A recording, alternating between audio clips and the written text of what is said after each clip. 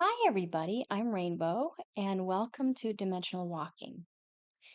Today, I thought I would do something that I have always found very interesting, and I actually have been to a few myself, actually, as uh, someone touring around, and that is haunted brothels. And I kind of thought I would dress up a little bit and be a saloon girl for today's video. And I only did a couple brothels because I know there's probably multiple brothels out there that are famous and a lot of people like going to. But there's two that I picked that I think are pretty significant. And the first one will be the Dumas brothel in Butte, Montana. And the second one is the Birdcage Theater in Tombstone, Arizona. And I actually lived around that area and went into the birdcage and I just found it really fascinating. I've never been to the one in Butte, Montana, but I know that there's a lot of people who've been to that one who have found it very interesting. And what I'm going to do today, it's going to be about the paranormal, obviously, but it's also going to be about a little more detail on the lives of these women who were in these brothels. So today's video is on haunted bordellos and brothels, the body life of the ladies of the night. And what I found out is a bordello is basically something that is a structure with walls. It's really not any different. I thought, well, why are they called brothels in certain circumstances and bordellos in another? It's the same thing.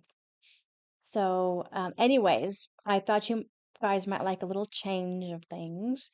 It's going to be a little bit more detailed today. So if you have some of the kiddos around, just, you may want to have them go to the other room.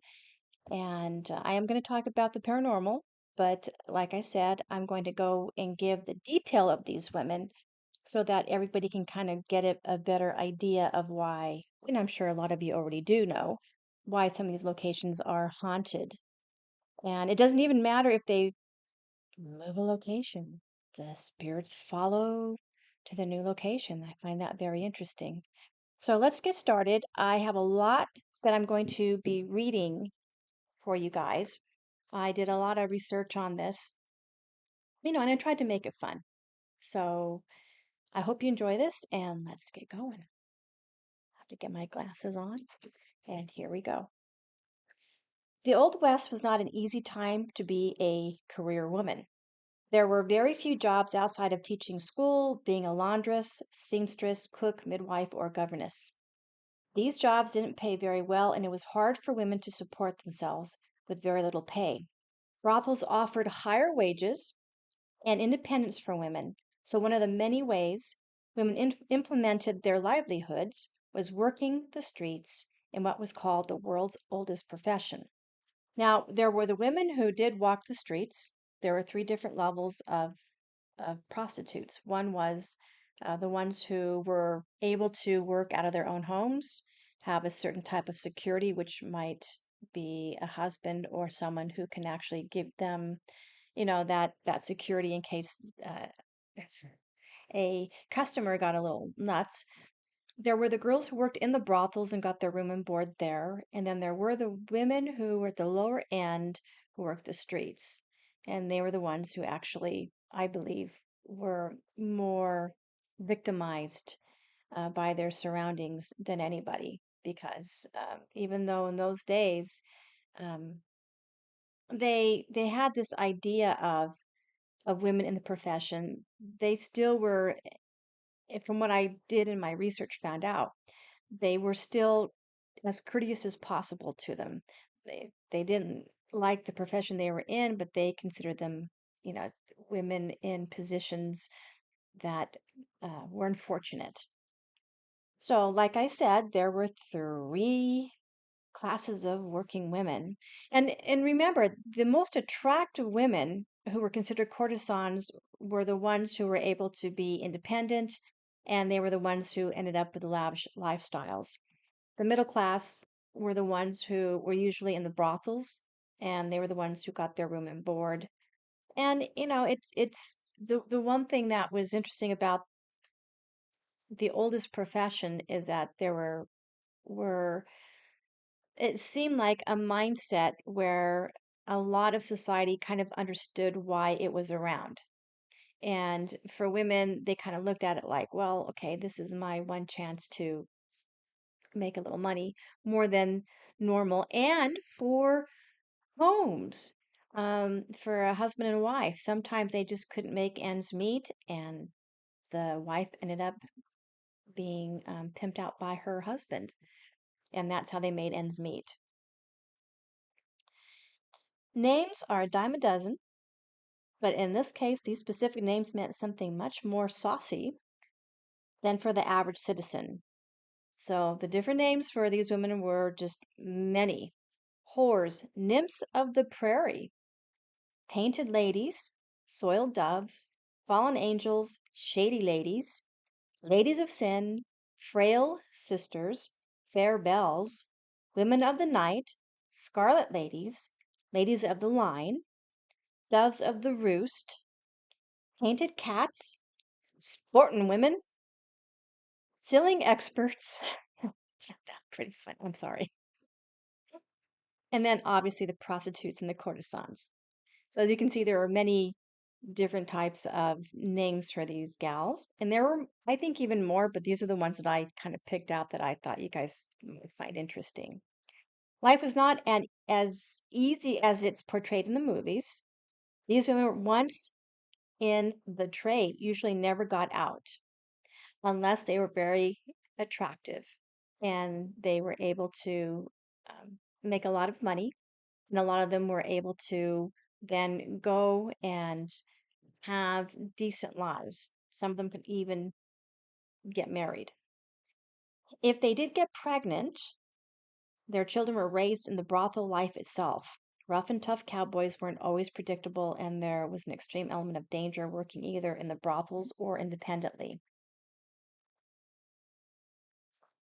There were many things these painted ladies did to make themselves more appealing and attractive to their clients. They used a number of cosmetics, not all healthy or good for them. Some of the ingredients used in these products were lead, mercury, and arsenic. They used these products for thickening eyelashes and for that sparkle in the eyes. They would put drops of whiskey or soapy water in their eyes. Complexion wafers, which they ate, had arsenic as part of their ingredients. It would kill red blood cells and give a beautiful, smooth, milky white look to the skin, and it would poison them at the same time. If these products didn't do the women in, they had other options or vices that took many lives. They could get addicted to morphine, called the soldier's disease, liquid opium called laudanum, laudanum was mostly a woman's vice and mixed with alcohol usually ended up in suicides, sometimes accidental and not always on purpose. Sometimes they just had a little too much to drink. They take the laudanum and it's away. There was also the danger of failed abortions, and abortions in those days weren't always done in the cleanest and the safest environments. And sometimes the madams were the ones who actually did the abortions. That was part of what was necessary for them to keep their girls going. Unfortunately, contagious diseases like venereal diseases killed just as many men as did joining the service. And this was also for the women as well. So, on both sides, the clients and the women, they both were susceptible to the venereal diseases. Now, Native American and redhead women were often priced higher because of a belief that they were more amorous and exotic. If women were skilled and attractive enough, some of them married and got out of the profession for good. But that didn't happen all the time. A lot of what would happen is these women would just stay independent. They had money and they would just, buy property, have a lifestyle that they've always wanted. Um, from what I read, that marriage wasn't always it was always a dream for these gals, but it wasn't something that majority of the cowboys and the men who actually visited these ladies did not want to marry them. So, and talk about the ghost apparition in okay, so one area that I that where I lived in Albuquerque, New Mexico is called Old Town. And Old Town had a brothel there. And the brothel was located on, I guess, the south side of, actually kind of across from, or not that far from where the church was. Anyways, a funny story is that some people late at night had seen a woman who was topless, had nothing on up top from her waist up, and she was walking on a second level looking down, and people could see her, and they were like concerned that she might try to jump, or she kind of looked distraught. So people started calling 911, and they stated that these women were this woman was something was wrong. And so from what I understand, half of Albuquerque police department came to, I guess, to make sure this woman didn't jump, or I guess, to heroically get her off there. But what was interesting about what people saw is that after they had called 911, they saw the woman turn, and they actually saw her walk into a wall. And a lot of times when these old structures get changed up and they do construction, they take windows out and doors out, the apparitions don't know that what they're walking through is no longer the door.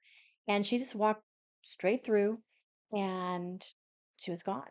And so when the police got there, half of Albuquerque police department, she was no longer there, to their chagrin. I'm sure they wanted to see her.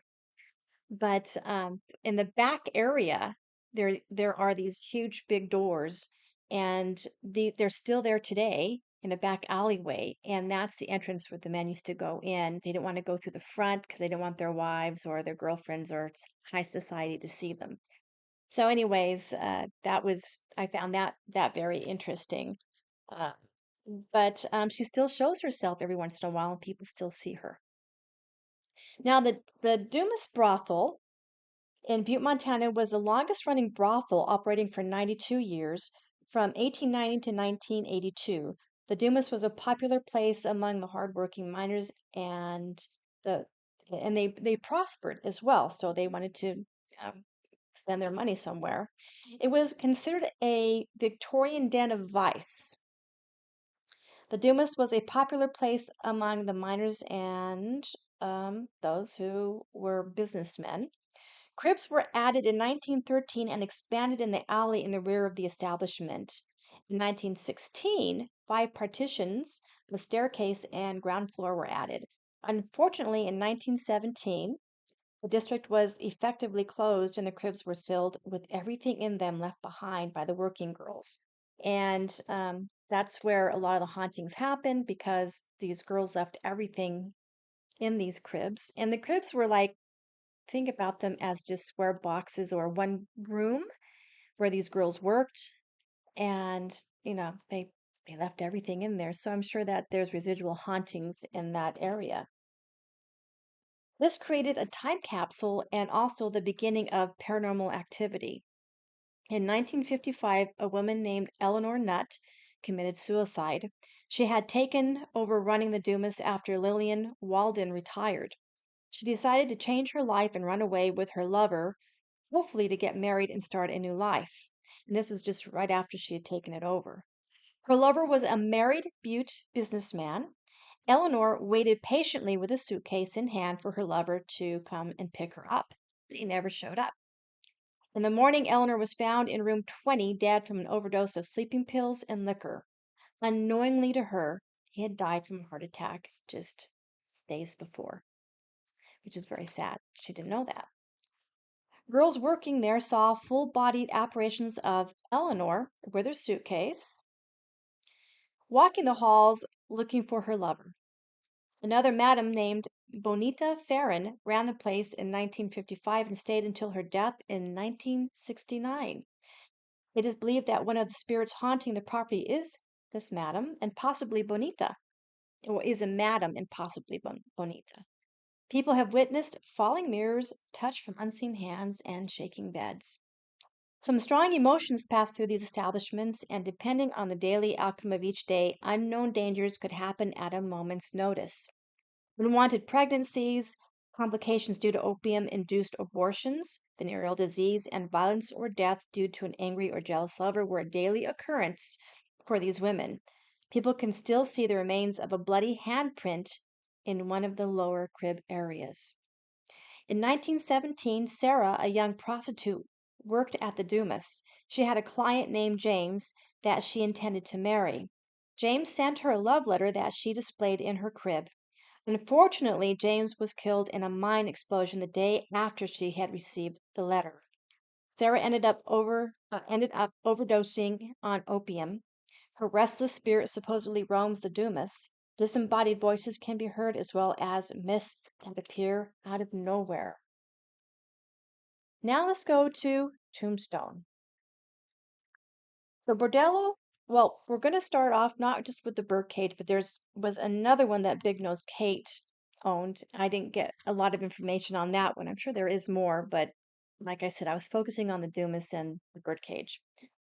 The Bordello B&B was built in 1888 and was once owned by Big Nose Kate. I'm sure it wasn't called the Bordello B&B, but I don't know what she named it. The Bordello offered a sit-in parlor, and that's exactly it. They had a sit-in parlor. It was highfalutin. I didn't know that, but I guess some of them just had a couple rooms. But if you could have your client sit down and hang out and check out the ladies, that was a big deal. Private rooms were available to the more well-to-do gents. In 1923, the county seat moved from Tombstone to Bisbee. The town decided to rather than have a red light district, they preferred a school in place of the bordello. The person who owned the former brothel didn't want it torn down, so they moved it from its original location to West Allen Street. It was literally relocated 200 feet from its original site, and it's known to the locals that the ghost followed across the street to the new location as well. In 1881, Lottie and William Hutchinson opened the Birdcage Theater to the public. It would stay open for 8 years, operating continually 24 hours a day, 7 days a week. Polite society referred to the girls as soiled doves. They would take clients into private boxes suspended from the ceiling. They were called ceiling experts or horizontally employed. The Birdcage Theater is probably one of the most famous brothels, especially with so many different paranormal shows doing their investigations there, such as the Ghost Adventures, Ghost Hunters, Paranormal Files, and the Ghost Lab. Wyatt Earp had a private room reserved enjoying the comfort of another, Josephine Sarah Marcus, and of course the OK Corral, as you know, all of that. They ended up leaving together, which is kind of a nice, lovely, romantic story. Now, Josephine was known to have worked at the Birdcage as an entertainer and also as a horizontal working girl. I think when she ended up uh, meeting Wyatt, then she was probably just his mistress, actually. It was a theater, saloon, brothel, and gambling parlor. It was named after its working girls. 26 people died in the Birdcage Theater, the most infamous murder involving Painted Lady Margarita. So here's setting the stage for what happened to Margarita. In 1882, Billy Milgreen was caught entertaining the tall, dark, and willowy Margarita. Milgreen was a regular of Gold Dollar, Margarita's competitor. Some even allege that Milgreen was Gold Dollar's live-in lover. That made it even worse. Margarita wasn't afraid of Gold Dollar, despite Gold Dollar's reputation as a gutsy, gritty woman. Perhaps it was because of Gold Dollar's size. Gold Dollar was known as Little Gertie due to her petiteness. Did Margarita underestimate her rival of ill repute? Well, let's find out. Gold Dollar didn't attack Margarita until she crawled into Milgreen's lap. Gold Dollar felt slighted, thinking that Margarita had stolen and tried and true customer. Or worse, that Margarita had stolen her man. Grabbing a handful of Margarita's hair, Gold Dollar stabbed her with a double-edged stiletto stashed in her garter. She hacked at Margarita's heart. So just so you don't, if you don't know what a stiletto is, and it's not the shoes that we wear as women, of course we do, they're called that as well. But this is probably where the name stiletto came from because the heel is so thin. A stiletto is a long, slender blade with a needle-like point primarily intended as a thrusting or stabbing weapon. That's why, a lot of the women did carry stilettos in the Old West to protect themselves. It was a macabre moment, too morbid for Gold Dollar to stick around. She fled the scene as soon as the marshals arrived.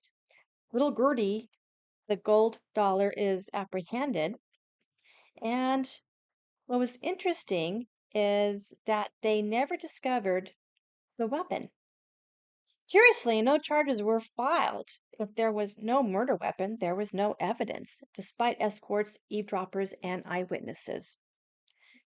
The ghost of Margarita, visitors alleged to see this murdered madam today. And I guess I didn't know this, but she was a madam as well. And let's see. Let's see. I think, um, yes. So visitors actually do see her. They catch glimpses of her, and of the scandalous specter. Sometimes I guess the residual effects of hauntings happen, especially when they're that intense. So let's see here.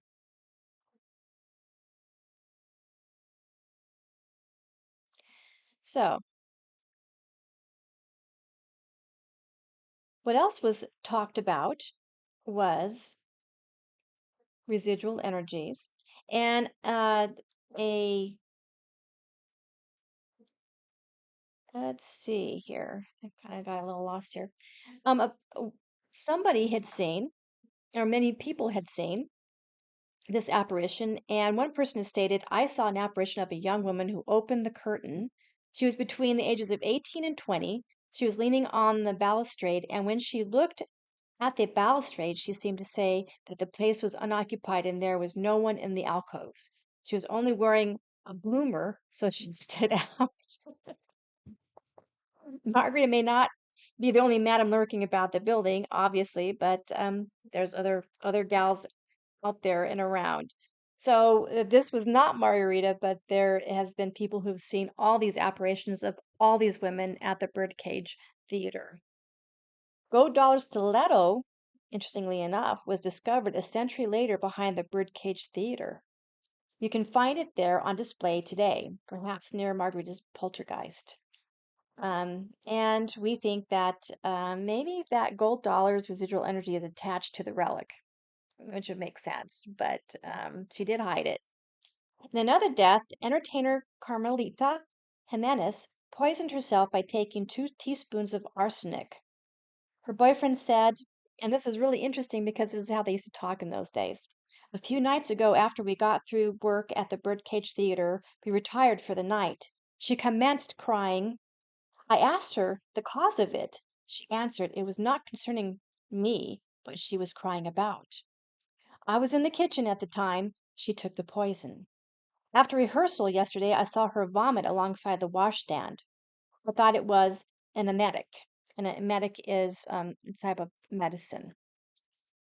The next thing I knew, Josephine, her niece, asked me if I knew what was the matter with Carmelita. I said, she's only a little sick. She said, no, she has poisoned herself. Go get the doctor. Dr. Willis gave Carmelita another emetic, which is another kind of, it's another word for medicine, but it was too late. She poisoned herself with a concoction of arsenic called Rough on Rats. The Birdcage Theater shut its door that night out of reverence for Carmelita. On the paranormal side, music can be heard playing as well as laughter. Spectre courtesans and cowboys can be seen. People smell tobacco and perfume along with whiskey. Occurrences of being tapped on the shoulder or kissed on the cheek have been reported. One of the most commonly reported sightings is that of an apparition of a woman dressed in 1880s period undergarments, opening the curtains on the catwalk above. Also, some people have seen a lady in white walking upstairs, and antique poker chips appear and disappear. 2 months after the gunfight at OK Corral, a working girl named Annie Ashley, performer of the theater, said in her own words, "Money was exciting to say the least. Every night the feudalists would come to the theater sometimes, meet each other, and shoot it out then and there. The boxes were built in a ring like a horseshoe, and one gang would sit on one side and the other on the opposite. As fickle as a barometer was the change in conditions. One morning the feud would be on, then a dead quiet intended to deceive the enemy. Suddenly the feud was on again. They could watch the shootouts from their suspended setup safely stowed above the stage." And that's good because there are probably a lot of bullets flying around. In October of, let's see, 1882, the Arizona Daily Star reported that from its name, anyone would be led to believe it was the abode of canaries. But to the contrary, it is the cat's retreat. I have heard of cats capturing the canary, but there, the cats capture bald heads and guileless youths. So, what's interesting here is I did work at the Birdcage Theater, not in the sense that you guys think, but as a kind of a historical guide. When I had lived over in the Bisbee Tombstone area. And the one thing that I really loved about it was as you go up these steps that went up to the area where the girls worked, there's a huge big painting of Little Egypt. As Little Egypt was supposedly she worked there, she performed there, and there were a lot of famous actors and actresses who actually performed there. So the Birdcage Theater was actually a place to go to if you were an entertainer and you wanted to perform. So I found that very interesting. There are lots of bullet holes, and you did hear music, and you did get the sense that the women were still there. And you always had the feeling that people were watching you, which I always found interesting because I never felt really scared there. I just felt that some of the spirits who were there just never left and didn't really know. They maybe saw that we're dressed differently, but they themselves probably don't even know that the time frame of when they died, that it's ended. You know, they're probably still there playing poker and doing all kinds of stuff. So, anyways, I hope you enjoyed today's video on the haunted brothels and have a better understanding of what these poor girls experienced and kind of went through. And as far as for my memories of the Birdcage Theater, it was really fascinating. And what I found really funny is there was a top step that was kind of worn down, and the guys would walk up or run up the steps, and they kind of jump up on that last step that was leading into the hallway of where the little rooms were, and they just kept it like that. And I don't think it's safe to actually go up there because we weren't allowed to go up to see where the little bird cages or the little rooms where the women worked.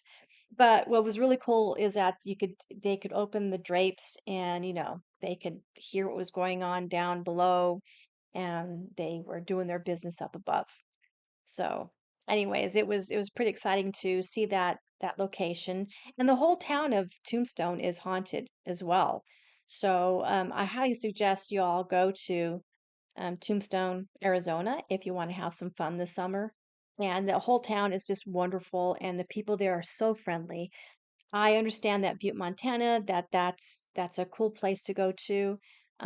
There's probably lots of locations to go to if you're interested in this kind of stuff. So I am, and I thought this would be kind of fun for today. So thanks for listening and watching. And if you have any comments, please do comment below, and I will see you guys in the next video. Thank you and take care.